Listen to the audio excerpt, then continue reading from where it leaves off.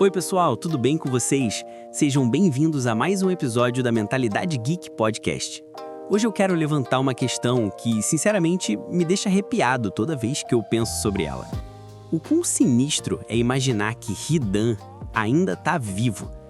É isso mesmo, não é figura de linguagem não, não é metáfora.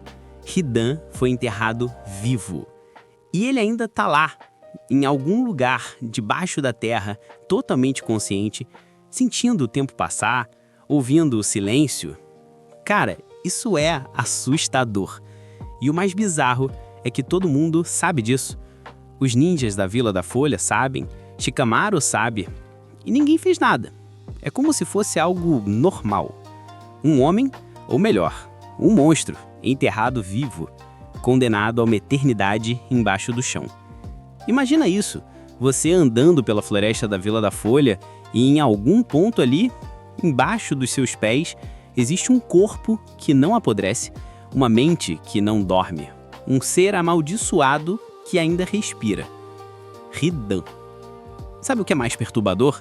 Existem histórias que dizem que dá pra ouvir ele se mexendo lá embaixo, que às vezes ele grita, xinga, ri ou até conversa com o deus Jashin.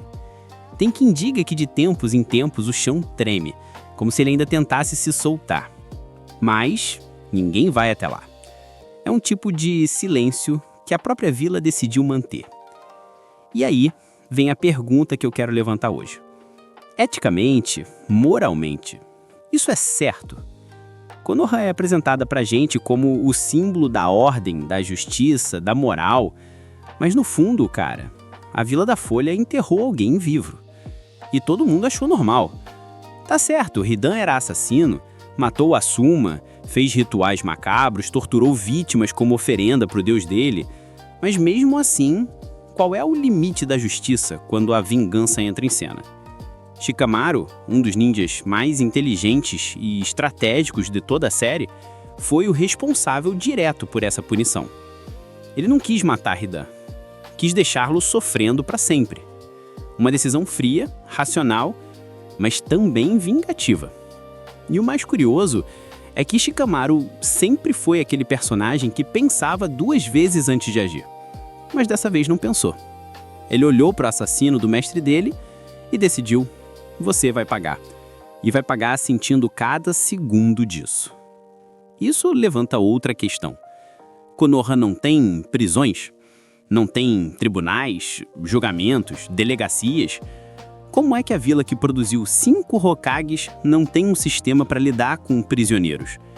O que a vila faz com quem é perigoso demais para viver? Enterra? Sela? Ignora? Se a gente parar para pensar, o mundo ninja é muito mais brutal do que parece. E o caso de Hidan é o maior exemplo disso. Ele não foi derrotado pela justiça, foi derrotado pela vingança. E talvez seja por isso que ele ainda está vivo. Porque dentro dessa prisão de pedra e terra, a maldição dele continua alimentada pela própria raiva. Mas sabe o que é mais perturbador? O culto de Jashin. Muita gente acha que Jashin era só uma metáfora, um símbolo inventado para dar profundidade ao personagem. Mas não é. Dentro da história, o culto jashinista é real. Existem registros, rituais e até orações específicas feitas antes dos sacrifícios. É uma seita que acredita que o sofrimento é a forma suprema de fé. E Hidan era o devoto perfeito. Ele não matava por prazer, matava por adoração. A dor para ele era uma prece, a morte, uma bênção. E o mais estranho é que, no fundo, ele não estava errado dentro da própria lógica dele. Se o deus Jashin realmente existe, e convenhamos, dentro do mundo ninja existem deuses e entidades que interferem diretamente na realidade. Então talvez o pacto dele fosse verdadeiro. O preço pela fé foi a imortalidade, mas o castigo foi o isolamento eterno. Aí a gente entra numa questão filosófica interessante.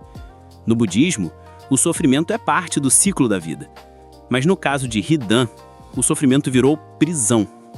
Ele está preso não por uma parede, mas pela própria crença. Ele acreditou tanto na dor que o universo decidiu dar exatamente isso para ele. Uma eternidade de dor. E o mais irônico é que quanto mais a vila ignora, mais ela alimenta essa maldição. Porque se ele ainda se move lá embaixo, é porque ainda acredita. Ainda reza, ainda cultua o Deus que lhe deu o poder. Sabe o que é mais louco nisso tudo? A Vila da Folha, que sempre se orgulhou de ser o berço da justiça ninja, carrega um segredo que a coloca no mesmo nível daqueles que a condenam. Porque enterrar alguém vivo não é justiça. É barbárie disfarçada de moral.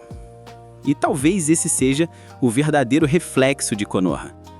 Uma vila que fala em paz, mas constrói silêncio em cima da dor dos outros. A justiça se tornou estética e o horror cotidiano. E se a gente for além, talvez Hidan seja mais do que um personagem.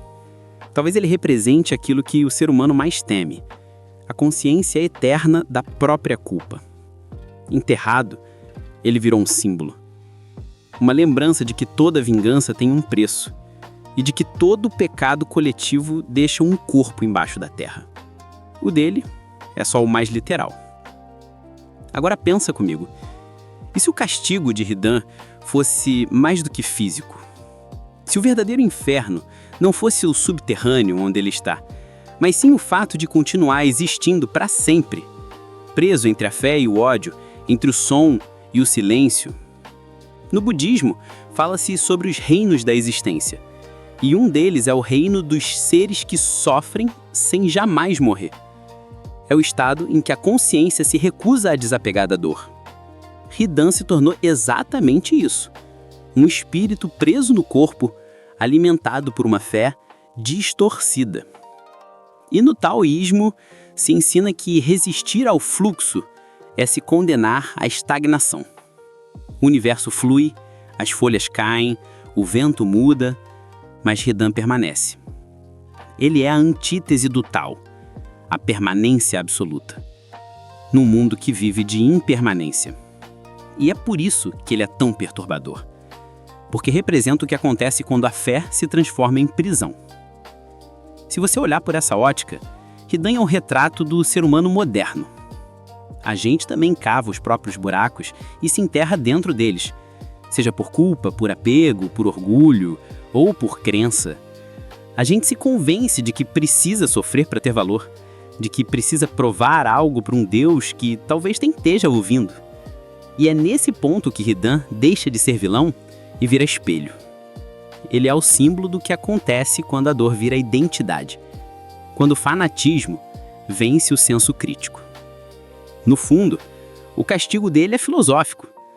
É como se o universo dissesse: você quer eternidade? Então tenha, mas sem descanso. É a punição perfeita. A imortalidade que ele tanto venerava se tornou a cela que o aprisiona. E Konoha, sem perceber, virou cúmplice dessa eternidade. Porque a cada dia que passa, a cada pôr do sol, a cada folha que cai sobre aquele solo, a Vila da Folha reafirma a sentença. Hidan viverá para sempre. E talvez, no fundo, era isso que ele mais queria. Imagina o nível de insanidade disso. Um homem que, mesmo enterrado, continua acreditando que a dor é sagrada. É o oposto do estoicismo, que ensina o domínio das emoções. Hidan se rendeu completamente a elas. Ele é o retrato do fanatismo absoluto. E o mais assustador, ele é um lembrete de que a fé, quando cega, não liberta, aprisiona. Sabe o que eu fico pensando? Será que o lugar onde ele foi enterrado é de passagem? Será que as pessoas da vila passam por ali, plantam, caçam, sem imaginar que alguns metros abaixo tem um corpo ainda consciente, ouvindo tudo?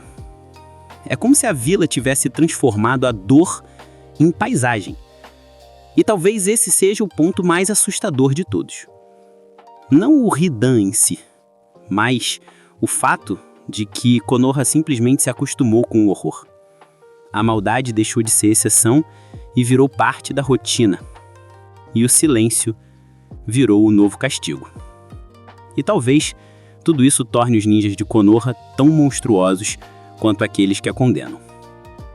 Valeu por ficar comigo até aqui, eu sou o Ed e esse foi mais um episódio da Mentalidade Geek Podcast. Se você gostou desse papo, deixa o teu like, se inscreve no canal e compartilha com alguém que também gostaria de mergulhar nesse lado sombrio do universo de Naruto. Cuida bem da tua energia e a gente se vê no próximo vídeo.